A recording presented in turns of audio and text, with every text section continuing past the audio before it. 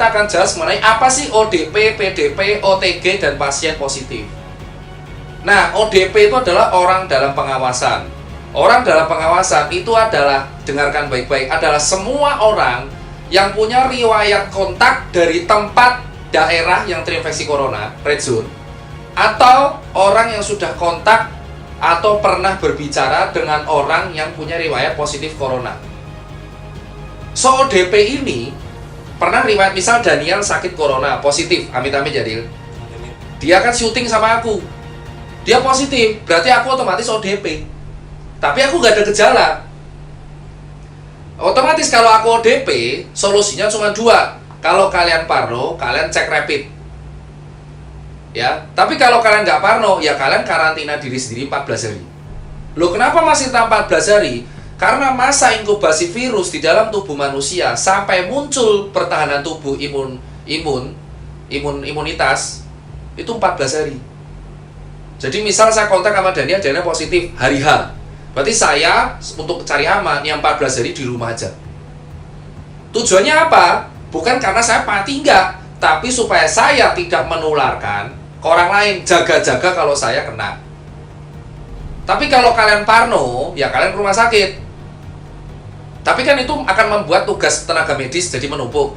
Kalau kalian nggak ada gejala dan kalian ada riwayat kontak dengan pasien positif COVID dan nggak ada gejala dan kalian belum tes apapun, ya udah kalian karantina aja karena kalian ODP. Dari rapid ini kita akan menemukan namanya OTG, yaitu diagnosa orang tanpa gejala. Yaitu semua orang yang nggak ada gejala, tapi ketika di rapid serologi dia positif. Jadi masuk ke klaster positif, panik ya enggak, karena nggak ada gejala. Kayak contoh kemarin saya punya teman, dia seorang jurnalis, dia nggak ada gejala apapun. Dia dengan PD-nya bilang, gue nggak takut corona, gue nggak ada gejala apapun. Akhirnya dia disuruh pemerintah untuk rapid serologi base. Ternyata rapidnya dia positif. Panik dia. Buku saya bisa positif, masuklah dia ke klaster positif. Klaster positif langsung di self quarantine, itu langsung karantina sendiri, mandiri. Kenapa? Karena nggak ada gejala. Cuma klaster positif ini tujuannya rapid adalah untuk mendeteksi orang-orang positif yang tanpa gejala. Karena sejatinya yang bisa menularkan tuh orang-orang seperti ini. Orang-orang karier. Orang tanpa gejala itu karier. Makanya orang tanpa gejala dikumpulin klaster positif di karantina 14 hari. Karena 14 hari virusnya itu dibunuh sama imunitasnya. So, setelah rapid positif, dia langsung di swab. Klaster positif di swab. Ternyata swabnya positif.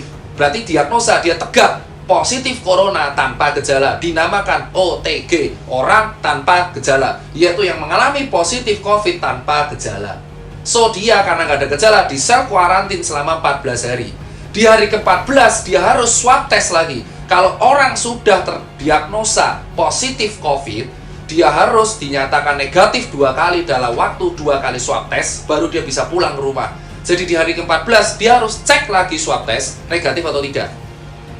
Kalau swabnya negatif, berarti dia sembuh. Dia harus dicek lagi double sama rapid serologi. Kalau negatif berarti antibodinya udah hilang, berarti dia dinamakan udah sembuh. Paham sampai sini? So, ODP itu bukan positif COVID. Jadi jangan dijauhi, Pak, apalagi dikucilkan. Itu society, Pak. Salah kalau kamu kucilkan. Ini baru OTG. Lalu terus PDP itu apa, Mas Tirta? Kita udah bahas ODP, kita bahas OTG, terakhir bahas PDP. PDP adalah semua pasien dalam pengawasan, yakni semua pasien yang memenuhi gejala COVID, yaitu demam 38 derajat, nyeri telan selama 3 hari, riwayat kontak dengan pasien positif atau daerah red zone. Keempat, adanya namanya batuk-batuk kering. Kelima, adanya sesak nafas.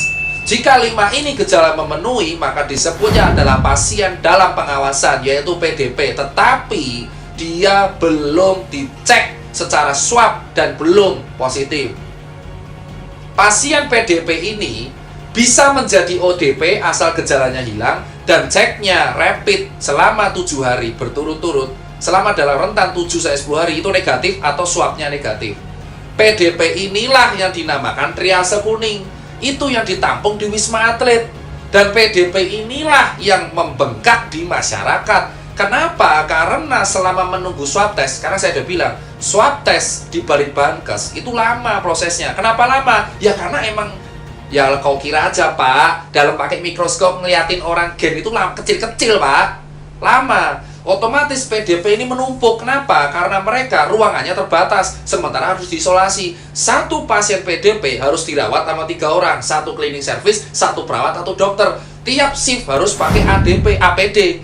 Ya bayangin satu pasien butuh 9 ADP sehari.